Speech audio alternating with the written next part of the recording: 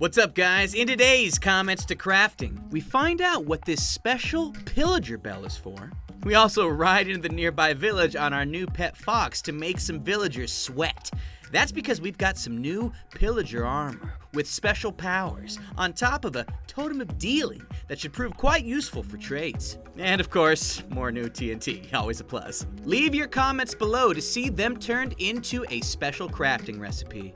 And so the first thing we're making today is a fox saddle. To make it, you'll need 3 rabbit hides, a lead, and yes, a chest as well. Look at this guy. This recipe is courtesy of Jimbo the Fox and allows you to tame a fox and place a saddle right on top of him so that you can ride him around. Now, I get that it looks a little bit fidgety with the saddle, but we're doing what we can here with in-game commands and resources. However, once you're on the fox, you get something even cooler. If you right-click, you'll have access to a fox inventory that will allow you to store things inside the fox's pack. But as it stands, you can't control the thing.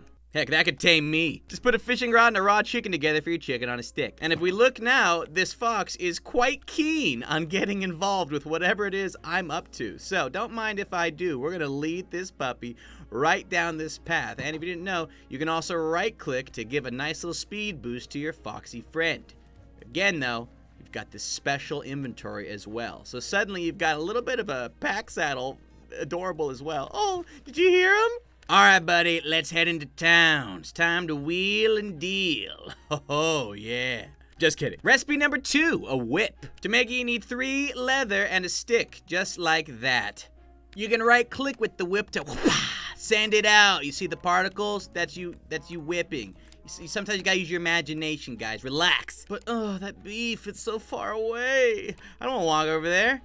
I'll just use the whip. And it'll instantly come to you because the whip can grab far off objects like those seeds. Bam! Just got them right here. But here's the beautiful thing.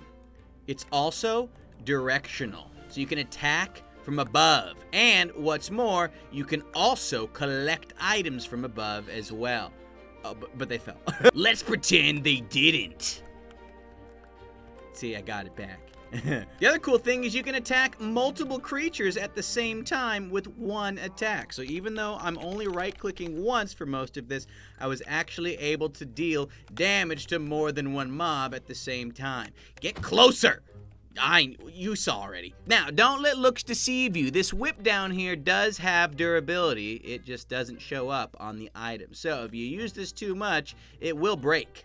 And so a special thank you to Icy Pumpkinhead who suggested the whip. But now we move on to safety TNT. Kind of sounds like an oxymoron. The recipe for this TNT is super inexpensive. 8 sand, 1 gunpowder for safety TNT. And so here's what the TNT looks like once you place it down. I wouldn't say it's too convincing.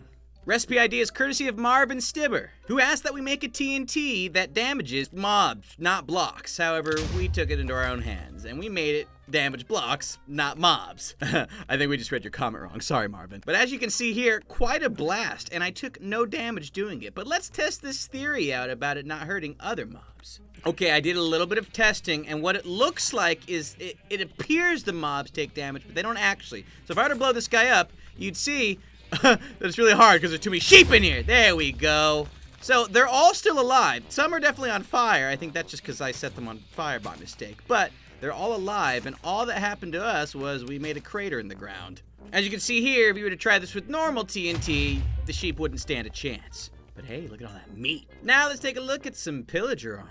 It's simple enough to make. You start with an ominous banner, and then you put in various armor pieces to get yourself a Pillager hood, a Pillager vest, Pillager leggings, and of course, Pillager boots. But if you're wondering how to get this ominous banner, well, you'll need to find a Pillager outpost, which spawn all over Minecraft, and from there you'll need to find one of the commanders of the Pillager squad. You can tell it's the commander because he somehow managed to stuff an entire banner on the back of his head. Seriously, man, you got some serious super glue.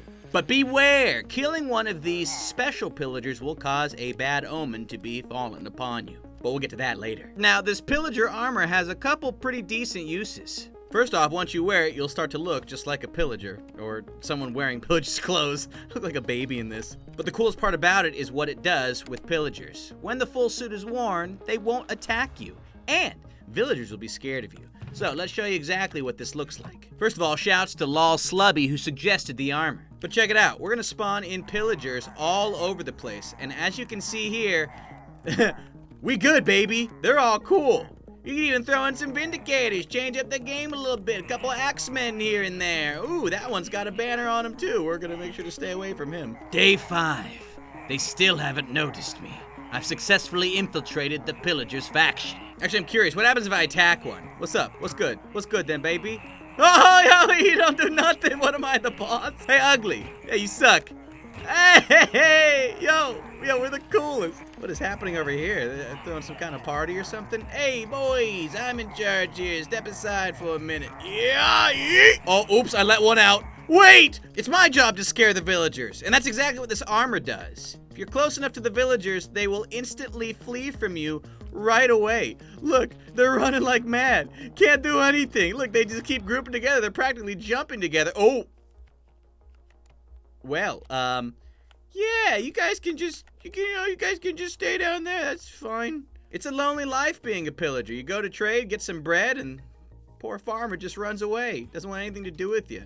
Literally starts suffocating himself just because he doesn't like you that much. So sad. So for the technically inclined out there, what's really happening here? Well, if we look at spectator mode, there's a whole bunch of armor stands going off at all times. And whenever they detect a villager nearby, they will push the villager away.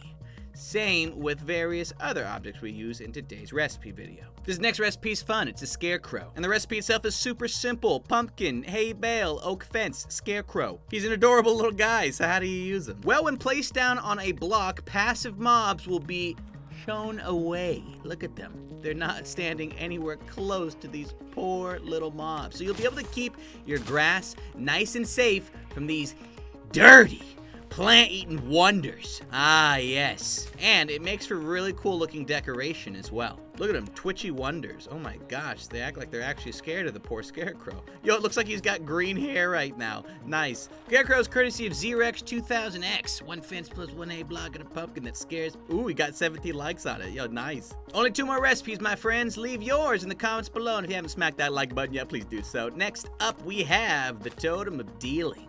This recipe is for only the most experienced Minecraft players out there. That's because to make it, you'll need 1 Totem of Undying, 4 ominous banners, and 4 blocks of emeralds. AKA, just to get your hands on this little guy, you'll need to have located a woodland mansion in order to take down an evoker for his Totem of Undying, as well as gone through a few raids in order to get this very ominous banner. But hey, you'll be happy once you have it, because once you've spent all those emeralds, you're gonna need to save some money. Here's this shepherd's normal trades, 18 wool for 1 emerald. Now let's hold the Totem of Undealing, the Totem of Dealing in hand, and look, it's now only 1 wool for 1 emerald. Fantastic. Letting go of the totem will instantly trade this villager's trades back to the trades it used to trade. Trade that 5 times fast. How about this guy? 15 beetroot for 1 emerald, or 1 emerald for 6 bread. Let's hold the totem and see what's changed. Well, the emerald amount is still the same, but you only now need 1 beetroot for 1 emerald. So this is going to be a fantastic way for you to stack up some serious green. Plus, the item looks adorable. Now, oddly enough, it does not work on our friend, the Wandering Trader. He's still a ripoff. So thank you to Artavende on Snafe for the suggestion. And our final recipe for today, my friends, the raid bell. Requiring just 1 single bell and 1 ominous banner, you'll get your hands on this so that you can activate raids whenever you want. That's because when activated in a village, a raid is instantly started. Let's take a look at what this thing looks like though, huh? Ooh, nice, big ol' spooky. What could it be all about? I like the covering on it. It looks like an evil version of the already existing bell. So grab your pillager outfit and your whip, because the moment you hit this bell, a raid will begin. That's right, raids whenever you want, which in theory means crossbows, extra emeralds, more Totems of Undying, whenever you want. And if you didn't make a Totem of Dealing, I keep messing that one up, well then you'll have a fantastic reason to make one of these so that you can stack up all the different objects you need.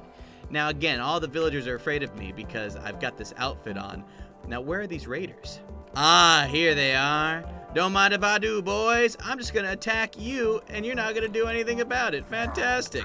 Hey, get whipped on, baby. Yeah. Okay, the whip, it's it's not that good. I mean, it's a whip. What do you want? You swinging leather at someone. Yeah, die. Finally got one. Oh, I think I just started another raid. Sorry, dudes. You're on your own. Look at him scrambling. They're so confused. He's like, do I go in? Do I go out? What's happening here? Hey, you just went in and out as well. Okay, make up your mind. Hooray, we beat the raid. And all you get for beating a raid is hero of the village, apparently. Yeah, and some fireworks. So, you know, those are cool. Yeah, I feel like that's new. Has that always been there? Well, I didn't even get the deal. You're supposed to get hero of the village. Rip off, should let him die. Anyways, let us know which crafting recipe was your favorite in the comment section below, and we'll see you later.